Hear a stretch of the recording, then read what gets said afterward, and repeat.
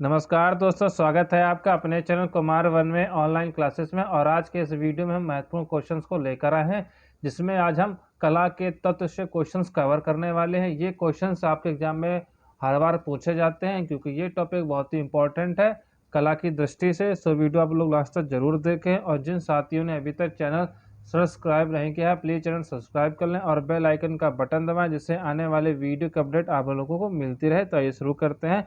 कला के तत्व से आज देखते हैं कौन कौन से प्रश्न बनते हैं और पूछे जाते हैं। तो पहला क्वेश्चन है, भारत के राष्ट्रीय ध्वज का कौन सा रंग भूमि के उपजाऊपन, विकास और मंगलता को दर्शाता है? तो वो हरा रंग है, ग्रीन कलर है। जो हमारे राष्ट्रीय ध्वज तिरंगे का वो जो सिंबल है वो उपजाऊपन, विकास और मंगलता को दर्शाता है। ये आपको याद रखना है, ग्रीन रंग की विशेषताएं हैं ये हमारे राष्ट्रीय ध्वज की। अगला क्वेश्चन क्या कह रहा है, निम्नलिखित में से प्राथमिक कलर कौन से हैं? तो रेड, येलो और ब्लू, यानी लाल, पीला और नीला, ये हमारे प्राथमिक यानी प्राइमरी कलर्स होते हैं। ये तीन आपको याद रखने, कंफ्यूज नहीं होना है। किसी भी बोतल का रेखांकन करने के लिए इसमें से किस ज्यामितीय आकार का प्रयोग किया जाता है? तो बेलन का प्रयोग किया जाता है किसी भी बोतल का रेखांकन करने के लिए। ये बेलन आपका यहाँ पे बिल्कुल सही है।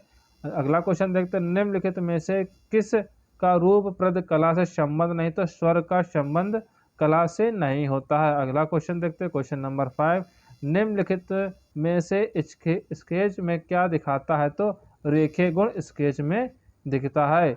अगला क्वेश्चन देखते हैं, अंतराल डैश को क्या कहते हैं? तो आपको याद रखना, अंतराल डैश को हम क्षेत्र कहते हैं। अगला क्वेश्चन देखते हैं क्या कह रहा है, एग टेम्परा पेंटिंग तकनीकी का सही क्रम क्या है? तो सही क्रम है, पहले गेसो, फिर पाउसिंग, फिर ड्राइंग और फिर पेंटिंग की जाती है। एग टेम्परा पेंटिंग की यह तकनीकी का सही क्रम है। आपको इसी हिसाब से ये क्रम मिलाना है, पेपर में पूछा जाता है क्रम मिलाने को। तो ये आपको क्रम अपने कॉपी में लिख लेना है, एग टेम्परा पेंटिंग तकनीकी का ये सही क्रम है। अगला क्वेश्चन देखते हैं क्या कह रहा है, क्वेश्चन नंबर 8, फ्रेस्को बुनो प्रक्रिया का सही क्रम क्या है? तो ऑर्चियो है, ड्राइंग फिर आता है, फिर इंतोनाको आता है, फिर इसके बाद पेंटिंग की जाती है सबसे लास्ट में। फ्रेस्को बुनो में सबसे लास्ट में पेंटिंग की जाती है। आपको ये याद रखना है, ये क्रम आता है मिलाने को ऑप्शन में। ये भी आपको अपनी कॉपी में नोट कर लेना, इंपॉर्टेंट क्वेश्चन है। वर्र एक प्रभाव है जो निम्नलिखित में से किस पर पड़ता है? तो ये धातु पर पड़ता है, ये आपको याद रखना है। अगला क्वेश्चन देखते हैं, उस तत्व का नाम बताना है आपको जिसके अभाव में चित्र रचना संभव ही नहीं है। तो धरातल, यानी किसी भी चित्र को बनाने के लिए अगर बेस ही नहीं होगा तो वो चित्र बिल्कुल बन ही नहीं पाएगा। तो किसी भी चीज़ को जैसे बनाने के लिए हमको प्रयोग किया जाता है, तो सबसे पहले हम लोग बेस तैयार करते हैं, धरातल। ये इंपॉर्टेंट चीज़ होता है, हवा में कोई चीज़ हम लोग नहीं बना सकते हैं, तो धरातल इंपॉर्टेंट है किसी भी चीज़ को बनाने के लिए। तो यहाँ पे किसका पूछा गया, चित्र रचना के लिए। तो चित्र रचना के लिए धरातल का प्रयोग बहुत ही इंपॉर्टेंट है, इसके बिना चित्र संभव ही नहीं है। अगला क्वेश्चन देखते हैं, 11 नंबर क्वेश्चन क्या कह रहा है, चित्रण के धरातल के कितने आयाम होते हैं? तो चित्रण के धरातल के 2 आयाम होते हैं, ये आपको याद रखना है। अगला क्वेश्चन देखते हैं क्या कह रहा है, क्वेश्चन नंबर 12, किसी भी वस्तु अथवा आकृति का माप स्वतंत्र रूप में कहलाता है? तो ये एक प्रमाण कहलाता है, ये आपको याद रखना है। अगला क्वेश्चन देखते हैं, समान अथवा सामंजस्यपूर्ण अवयवों की पुनरावृत्ति से उत्पन्न निरंतरता को क्या कहते हैं? तो उसको हम लय कहते हैं, कंटिन्यू, यानी कि इसको हम लय कहते हैं। अगला क्वेश्चन देखते हैं, सिरे पर्दू कास्टिंग की एक प्रक्रिया क्या कहलाती है? तो ये कांसे के द्वारा इस प्रक्रिया को करते हैं, सिरे पर्दू कास्टिंग कहलाती है कांसे में। निम्नलिखित में से कौन सा खनिज रंग नहीं है? तो हल्दी, ये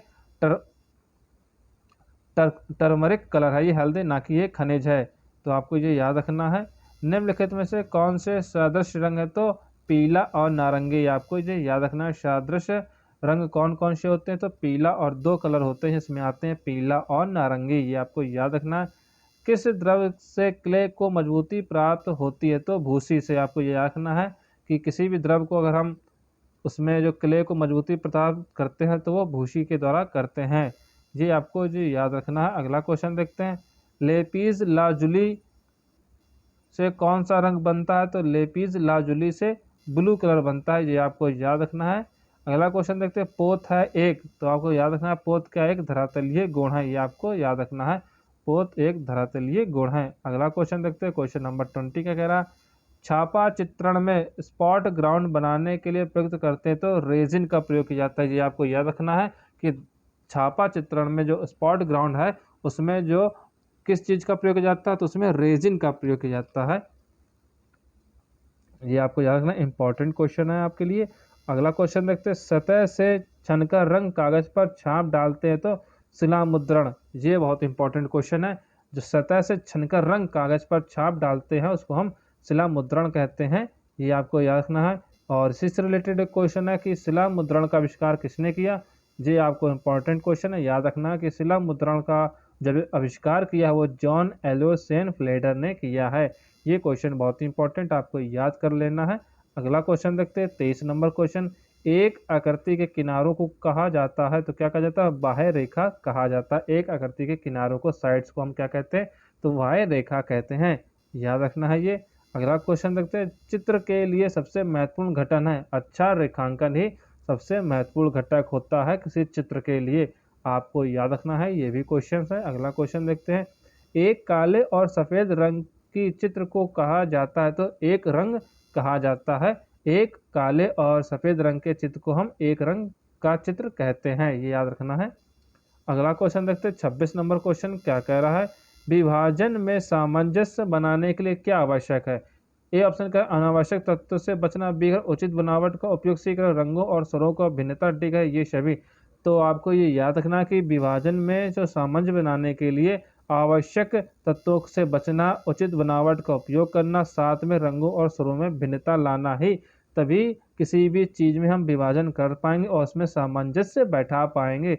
तो ये 26 का डी, यानी ये तीनों ही चीज़ें किसी भी विभाजन में जो सामंजस्य बैठाया जाता है, ये तीनों ही चीज़ें आवश्यक होती हैं। तो यहाँ पर डी सही ऑप्शन हो जाएगा, ये सभी। अगला क्वेश्चन देखते हैं 27 नंबर क्वेश्चन क्या कह रहा है, किसी वस्तु के स्पर्श से हुआ अनुभव क्या कहलाता है। तो किसी वस्तु के स्पर्श से हुआ अनुभव हमका पोत कहलाता है, ये आपको याद रखना है। अगला क्वेश्चन देखते हैं क्या कह रहा, कौन सा रंग इंद्रधनुष का हिस्सा नहीं है। तो भूरा रंग इंद्रधनुष में नहीं दिखाई पड़ता है, आपको ये पता ही होगा। अगला क्वेश्चन देखते हैं 29 नंबर क्वेश्चन क्या कह रहा, भित्ति चित्रकारी की तकनीकी जो ताज़ा चूने के लेप पर निष्पादित की जाती है उसे क्या कहा जाता है। तो उसे हम फ्रेस्को विधि कहते हैं, यानी फ्रेस्को विधि के माध्यम ही है जिसमें जो हमें भित्ति चित्र प्राप्त हुए हैं उसमें ताजे चूने के लेप पर कोई भी चित्र, भित्ति चित्र बनाया जाता है, तो उस विधि को हम फ्रेस्को विधि कहते हैं। ये आपको याद रखना इंपॉर्टेंट क्वेश्चन, अच्छा क्वेश्चन है। अगला क्वेश्चन देखते हैं, रेड ऑक्साइड किस रंग में मेल खाता है। तो भारतीय लाल रंग में ये रेड ऑक्साइड मेल खाता है। अगला क्वेश्चन देखते हैं 31 नंबर क्वेश्चन, उस रंग का चयन करें जो तेज रंगों का हिस्सा नहीं है। तो नीला रंग तेज यानी गर्म यानी हॉट्स कलर्स जो होते हैं, नीला रंग उसका हिस्सा नहीं है, आपको याद रखना, एकमात्र ऐसा कलर है ये। अगला क्वेश्चन देखते हैं, एक इंद्रधनुष में डैश रंग होते हैं। तो ये 2016 में क्वेश्चन पूछा गया था। तो एक इंद्रधनुष में 7 कलर होते हैं, आप सभी को पता होगा। रंग क्या होता है, तो रंग एक प्रकाश का गुण है, उसी को हम रंग कहते हैं। निम्नलिखित में से स्केच में क्या विशेषता है आपका। तो ये निम्नलिखित में से स्केच में क्या विशेषता होती है। तो रेखीय गुण स्केच की प्रमुख विशेषता होती है। अगला क्वेश्चन देखते हैं, निम्नलिखित में से प्राथमिक रंग कौन से है। ये क्वेश्चन रिपीट हो गया, तो रेड, येलो और ब्लू ये हमारे प्राइमरी कलर्स होते हैं। अगला क्वेश्चन देखते हैं, निम्नलिखित में से किसका रूपवत कलाओं में संबंध नहीं है।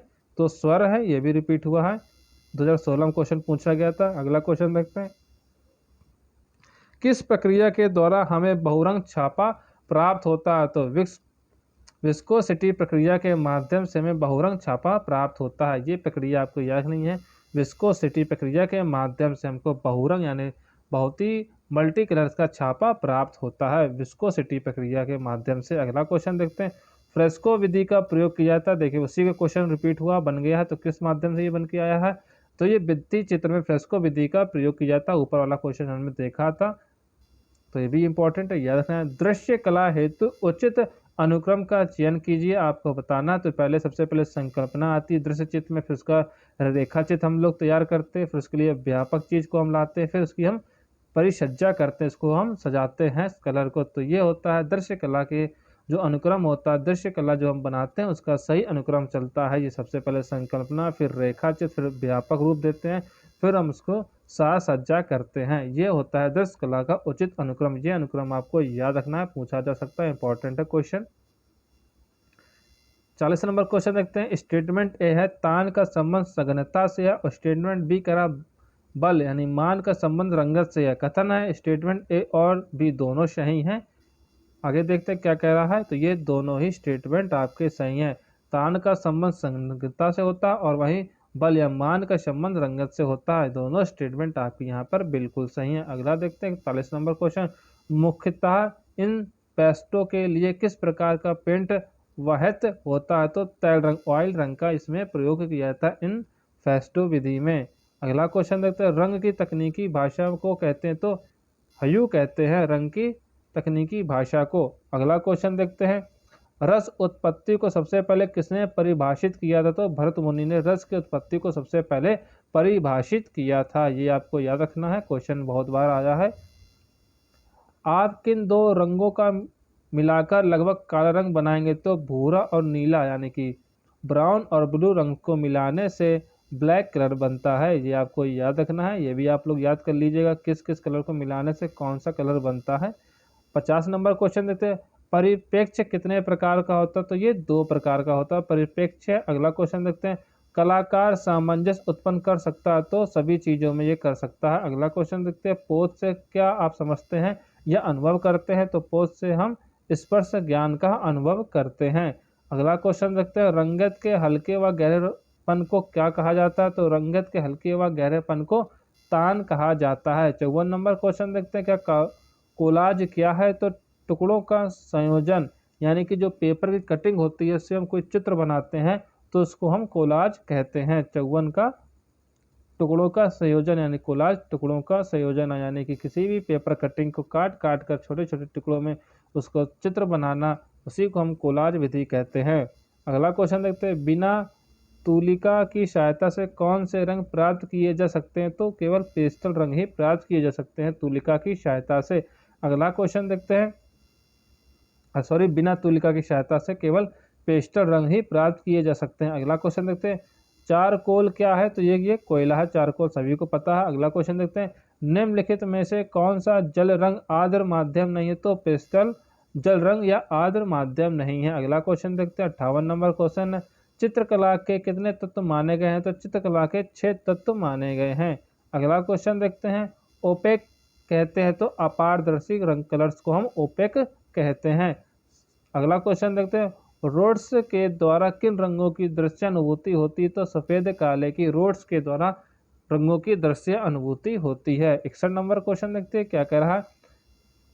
वास्तु तकनीकी की रेखाएं भारतीय कलाओं से प्रेरित हैं, लेकिन तकनीकी यह है चीनी जापानी, यानी जो वास्तु तकनीकी है, जो वास्तु पेंटिंग है, ये चीनी जापानी है। यहाँ से ही हमारे भारतीय कलाओं से ये प्रेरित हुई, हमारे देश में आई थी वास्तु तकनीकी चीनी जापानी से। तो इसका सही आंसर है चीनी जापानी। अगला क्वेश्चन देखते हैं। किसी ठोस घन की कितनी सतह होती हैं, तो किसी ठोस घन की 6 सतह होती हैं। अगला क्वेश्चन देखते हैं। निम्नलिखित में से कौन चित्रकला हेतु प्रयुक्त नहीं होता है, तो बॉन्ड पेपर चित्रकला में प्रयुक्त नहीं होता, जबकि बॉन्ड पेपर ये बैंकिंग कॉमर्स सेक्टर्स में ज़्यादा चलता। बॉन्ड पेपर जो हम लोग साइन करते हैं, बॉन्ड पेपर चलते थे पहले, अभी चलते हैं। अगला क्वेश्चन देखते हैं। तैल चित्रण का माध्यम कौन सा तेल है, तो अलसी का तेल। ये आपको सभी को पता होगा, तैल चित्रण में अलसी के तेल का प्रयोग किया जाता है। अगला क्वेश्चन देखते हैं। कला तत्व जो सभी कलाओं में उपस्थित होता है, तो उसमें सामंजस्य बैठाते हैं सभी कलाओं में। अगला क्वेश्चन देखते हैं। निम्न में से कोई एक दृश्य कला द्विआयामी है, तो चित्र है। ये आपको याद रखना है, चित्र दृश्य द्विआयामी है। अगला क्वेश्चन है। वर्ण क्या है, तो प्रकाश का गुण ही वर्ण कहलाता है, वर्ण विक्षेपण जिसको हम कहते हैं। अगला क्वेश्चन देखते हैं। निम्न में से किसे ड्राइंग माध्यम के लिए उपयोग करते हैं, तो पेंसिल का प्रयोग करते हैं, ये पता होगा सभी को। जल रंग चित्रकारी किस पर उपयुक्त होती है, तो हस्त निर्मित कागज पर जल रंग चित्रकारी बहुत ही उपयुक्त होती है। प्राथमिक कलर फिर से रिपीट हो गया है। एक्रेलिक रंग की योग्यता क्या है, तो ये जल्दी से सूख जाते हैं। एक्रेलिक कलर से जो है, एक्रेलिक जो कलर्स हैं ये जल्दी से सूख जाते हैं, इनकी यही बहुत बड़ी उपयोगिता है। ऑल प्राइमा क्या है, तो ये प्रत्यक्ष चित्रकला तकनीकी है, ऑल प्राइमा। अगला क्वेश्चन देखते हैं। तैल रंग चित्रकला तकनीकी है, तो गाढ़े से हल्का ये तकनीकी है। अगला क्वेश्चन देखते हैं, लघु चित्रण में किस प्रकार के रंगों का प्रयोग किया गया है? तो टेम्परे का प्रयोग किया गया है लघु चित्रण में, ये आपको याद रखना है। फ्रेस्को बूनो कौन सी पद्धति? तो ये गीली पद्धति है, आपको याद रखना है। भारतीय चित्रकला का रंग विधान किसका भाग? तो वर्णिका भंग का ये भारतीय चित्रकला का रंग विधान है। अगला क्वेश्चन देखते हैं, खनिज रंग में बाइंडर मिला होता है तो प्राकृतिक क्लू का खनिज रंग में बाइंडर मिला होता है। अगला क्वेश्चन देखते हैं, आधुनिक लेड पेंसिल के आविष्कारक कौन थे? तो H.L. फेवर थे आधुनिक लेड पेंसिल के आविष्कारक। अगला क्वेश्चन देखते हैं 78 नंबर क्वेश्चन क्या कह रहा है, प्रिज्म के आविष्कारक कौन थे? तो न्यूटन थे। प्रिज्म की खोज किसने की थी? तो न्यूटन ने की थी। अगला क्वेश्चन देखते हैं, रंगों को अधिक मिलाने से क्या खत्म होता है? तो उनका मान खत्म होता है रंगों को अधिक मिलाने से।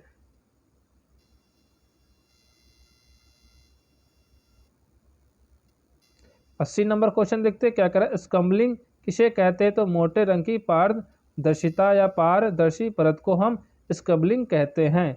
अगला क्वेश्चन देखते हैं 81 नंबर क्वेश्चन, PVA का प्रयोग किसके लिए होता है? तो पॉलिशिंग के लिए इसका प्रयोग किया जाता है। अगला क्वेश्चन देखते हैं, कला किस शब्द का यानी कला किस भाषा का शब्द है? तो ये कला संस्कृत भाषा का शब्द है। 83 नंबर क्वेश्चन देखते हैं क्या कह रहा है, रौद्र रस का रंग क्या होता है? तो रौद्र रस का रंग लाल होता है। अगला क्वेश्चन देखते हैं, ओस्टवाल्ड की रचना कहाँ के वैज्ञानिक ने की थी? तो ये जर्मन के वैज्ञानिक थे ओस्टवाल्ड। इन्होंने अपने कलर व्हील में 8 रंगों की चर्चा की है। ईरानी चित्रों में प्रायः रंग लगाए जाते थे तो सपाट कलर लगाए जाते थे ईरानी चित्रकला में। अगला क्वेश्चन देखते हैं, हेगेल ने ललित कलाओं को कितने भागों में रखा? तो 5 भागों में हेगेल ने ललित कलाओं को रखा है। अगला क्वेश्चन देखते हैं, सर्वाधिक सामंजस्य उत्पन्न करने वाले वर्ण कौन से होते हैं? तो ब्लैक और वाइट कलर्स होते हैं, यानी कि सफ़ेद और काला कलर्स सबसे ज़्यादा सामंजस्य उत्पन्न करने वाले वर्ण होते हैं। अगला क्वेश्चन देखते हैं 88 नंबर क्वेश्चन, बैगनी रंग का विरोधी है तो पीला रंग, यह आपको याद रखना है। यह बैगनी रंग विरोधी है पीले का, ये आपको इस तरह से याद रखना है। अगला क्वेश्चन देखते हैं, निम्न में से सबसे सपाट लेड मुलायम नोक वाली पेंसिल कौन सी होती है? 9B होती है सबसे मुलायम नोक वाली पेंसिल 9B, ये आपको याद रखना है 9B और पेंसिल। परिप्रेक्ष्य की दृष्टि से हमने घन के कितने पक्ष दिखाई देते? तो हमें 3 ही घन के पक्ष दिखाई देते हैं। अगला क्वेश्चन देखते हैं, ग्वास रंगों की प्रकृति कैसी होती? तो ग्वास रंगों की प्रकृति अपारदर्शी होती है। अगला क्वेश्चन देखते हैं, मोनोक्रोम क्या है? तो एक रंग की विभिन्न तान है मोनोक्रोम। निम्नलिखित में से कौन सी कला दृश्य के अंतर्गत आती है? तो चित्रकला आती है। प्रकाश में उपस्थित रंगों को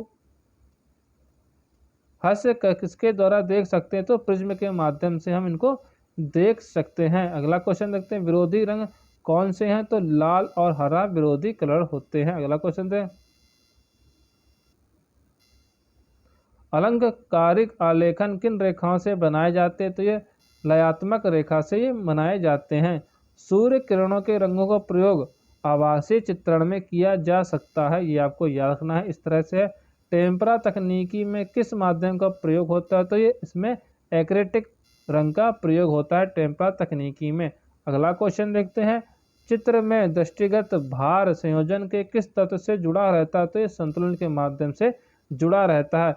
जल रंग चित्रण में पोत का प्रभाव किस कागज पर अच्छा उभरता है? तो मोटे कागज पर ये अच्छा उभरता है। अगला क्वेश्चन देखते हैं, एक पूर्ण चित्र में कितने ग्राउंड सतह होते हैं? तो 3 सतह होते हैं। अगला क्वेश्चन देखते हैं, बंधक प्रयुक्त किया जाता है तो वटिक चित्रण में इसका प्रयोग किया जाता है। अगला क्वेश्चन देखते हैं, जलीय रंग या वाश पेंटिंग में जल में कितनी बार डुबाना चाहिए? तो आवश्यकता अनुसार ही डुबाना चाहिए। अगला क्वेश्चन, सबसे हार्ड पेंसिल कौन सी होती है? तो H सबसे हार्ड पेंसिल होती है। अगला क्वेश्चन देखते हैं, निम्नलिखित में से चित्रकला से क्या संबंधित नहीं है? तो लिपि चित्रकला में संबंधित नहीं है। आकृतियों से स्पष्ट होता है तो उनसे रूप स्पष्ट होता है।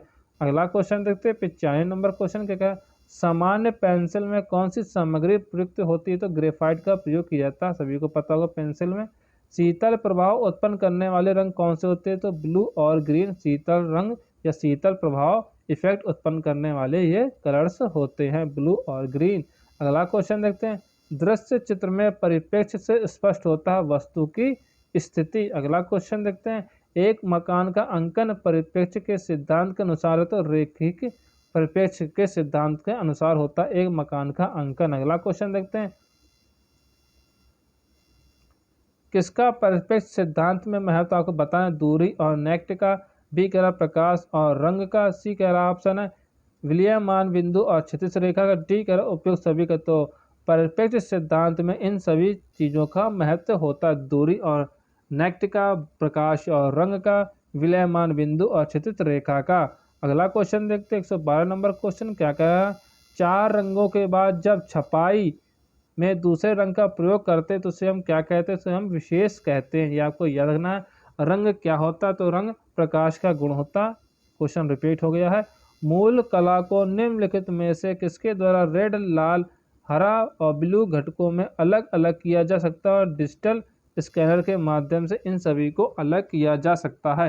कौन कौन से कलर को लाल, हरा और ब्लू घटकों को अलग अलग किया जा सकता है, डिजिटल स्कैनर के द्वारा। अगला क्वेश्चन देखते हैं, डिजाइन के पूर्ण रंग पुनर्प्रकृति यानी फुल कलर रिप्रोडक्शन के लिए प्रयुक्त मुख्य पिगमेंट्स होते हैं तो सियान, मेजेंटा और येलो होते हैं। ये आपको याद रखना है। ये तीन क्या, एक बार फिर से सुन लीजिए, डिजाइन के पूर्ण रंग फुल कलर रिप्रोडक्शन के लिए प्रयुक्त मुख्य पिगमेंट्स होते हैं तो एक सियान होता है, फिर मेजेंटा और येलो कलर से होते हैं। अगला क्वेश्चन देखते हैं, गर्म रंग कौन से, तो नारंगी, लाल और पीला ये गर्म रंग होते हैं। किस रंग में कंपन गति सबसे अधिक होती है, तो बैगनी कलर में होती है। अगला क्वेश्चन देखते हैं, पेस्टल रंगों के लिए उपयुक्त कागज क्या होता है, तो भूरा खुरदरा पेस्टल रंगों के लिए उपयुक्त कागज होता है। अगला क्वेश्चन, रंग क्या है, इस प्रकार से गुण है। 120 नंबर क्वेश्चन देखते हैं, निम्नलिखित में से गर्म रंग कौन सा है, तो लाल है, ये आपको भी बताया है। अगला क्वेश्चन देखते हैं, निम्न में से किन रंगों को मिलाकर नारंगी रंग बनेगा, तो येलो और रेड रंग मिलाने से नारंगी कलर, ऑरेंज कलर प्राप्त होता है। अगला क्वेश्चन देखते हैं, आप किन दो रंगों को मिलाकर काला रंग बनाएंगे, तो कत्थई प्लस नीला। अगला क्वेश्चन देखते हैं, कौन सा रंग ठंडा होता है, तो ये नीला रंग ठंडा होता है। मूल रंग के समूह कौन से, तो नीला, बैगनी और नारंगी ये मूल रंग के समूह होते हैं। द्वितीय श्रेणी के रंग कौन से होते हैं, यानी सेकेंडरी कलर्स कौन से होते हैं, तो हरा, बैगनी और नारंगी ये द्वितीय श्रेणी के कलर्स होते हैं, हरा, बैगनी और नारंगी। अगला क्वेश्चन देखते हैं, प्रजनन एवं विकास का प्रतीकात्मक रंग कौन से होता है, तो हरा होता है। अगला क्वेश्चन देखते हैं, किस किस रंग के मिलने से ग्रे रंग बनता है, तो काला सफेद से ग्रे रंग कलर बनता है, ये आपको पता होगा। लाल रंग किसका प्रतीक है, तो लाल रंग प्रेम का प्रतीक है। मूल रंग कौन से, तो पीला, लाल, नीला ये हमारे प्राइमरी या मूल रंग से ये भी होते हैं।